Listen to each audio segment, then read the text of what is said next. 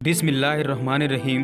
कभी आपके जहन में यह सवाल आया है कि अल्लाह ने हमें फजर की वक्त में जगने का हुक्म क्यों दिया है? क्या फजर का वक्त सिर्फ नमाज पढ़ने का वक्त होता है? क्या इस वक्त के पीछे एक राज पोशीदा है? वो राज क्या है? उस राज को जानने से पहले जरूरी है कि हम नमाज के बारे में जानें। हम पर दिन में 5 मरतबा नमाज पढ़ने का फर्ज किया गया है और ये 5 वक्त के नमाज किस तरह हम पर फर्ज हुए हैं, इसके पीछे एक शानदार वजह है, जिस वजह का मुजाहिरा सफरे मेराज में उस वक्त हुआ जब हुजूर सल्लल्लाहु अलैहि वसल्लम अल्लाह से मुलाकात के लिए वक्त के इंतहाई मुख्तसर हिस्से में 7वें आसमान से भी आगे तशरीफ ले गए थे। उस रात अल्लाह ताला ने एक खास पसे मंजर में अपने हबीब रहमते दो आलम को आसमान पर बुलाया और अपने खुसूसी इनामात से नवाजा।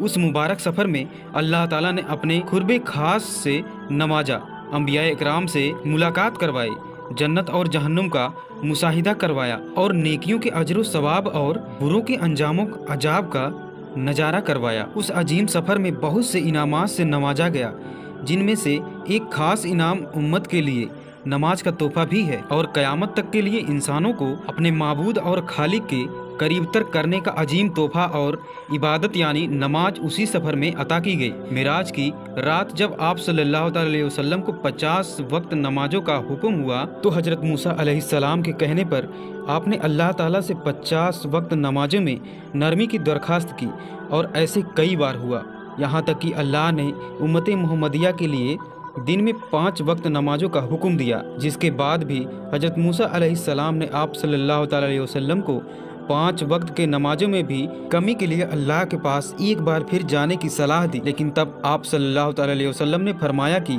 मैंने अपने रब से कई मरतबा दरख्वास्त कर ली है, यहाँ तक कि अब मुझे हया आ गई है और अब मैं राजी हूँ और इस हुक्म को हर तरह से तस्लीम करता हूँ। इसलिए हर नमाज पढ़ना जरूरी है और यकीनन आपके लिए भी नमाजों में सबसे ज़्यादा मुश्किल नमाज फजर की नमाज पढ़ने में होगी, जिसमें नींद का गलबा इतना होता है कि एक इंसान मुश्किल से उठ पाता है। लेकिन दिन के इस खास हिस्से में जो राज पोशीदा होता है, उसे जब आप जानोगे तो यकीन करें कि आप फजर की नमाज कभी नहीं छोड़ना चाहोगे।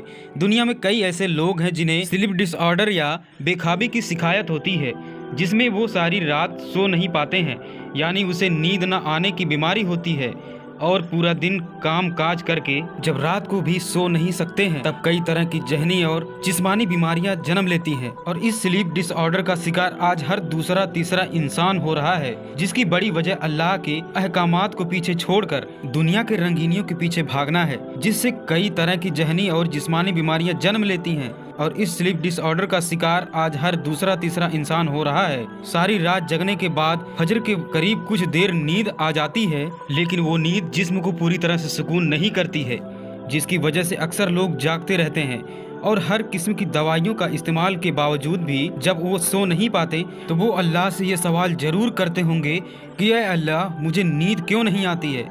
आखिर क्या वजह है? बहुत कम लोग होते हैं जो इस कैफियत में अपने अंदर पैदा होने वाली उस आवाज़ को सुन पाते हैं, जिसमें उनसे कहा जाता है कि बिस्तर से निकलो, नमाज पढ़ो, अल्लाह का जिक्र करो।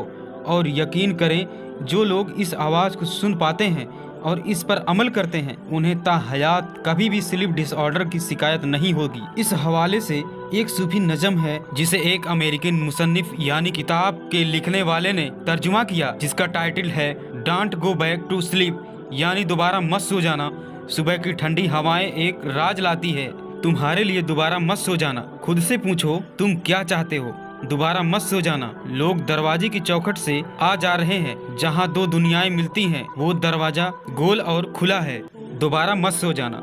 इस नज़म में बयान करदा दरवाजा हमारी दुनिया और दूसरी दुनिया का है, जहां से फरिश्ते हर सुबह और शाम को उतरते हैं, जिनका जिक्र इस हदीस पाक में मिलता है, जिसमें आप सल्लल्लाहु अलैहि वसल्लम ने फरमाया है कि रात और दिन में फरिश्तों की ड्यूटी बदलती रहती है। फजर और असर की नमाज में ड्यूटी पर आने वाले फरिश्ते और जाने वाले फरिश्ते एक दूसरे से मिलते हैं। फिर तुम्हारे पास रहने वाले फरिश्ते जब ऊपर जाते हैं तो अल्लाह ताला पूछता है, हालांकि वो उनसे बहुत ज़्यादा अपने बंदों के मुतालिक जानता है, कि मेरे बंदों को तुमने किस हाल में छोड़ा? तो वो जवाब देते हैं कि हमने जब उनको छोड़ा तो वो फजर की नमाज पढ़ रहे थे और जब उनके पास गए तब भी वो असर की नमाज पढ़ रहे थे।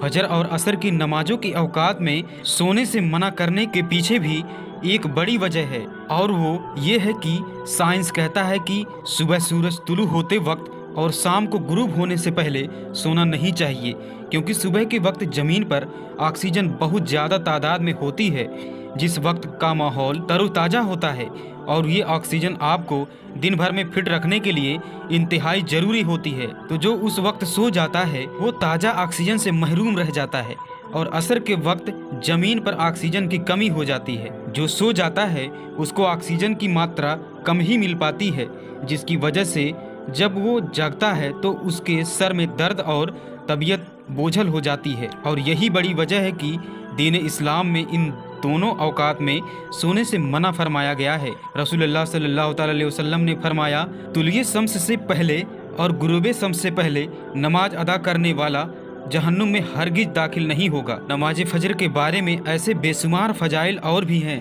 जिनको हम नहीं जान सकते हैं। अगर इंसान इनको जान ले तो कोताही ना करे। रसूल करीम सल्लल्लाहु अलैहि वसल्लम का फरमान है।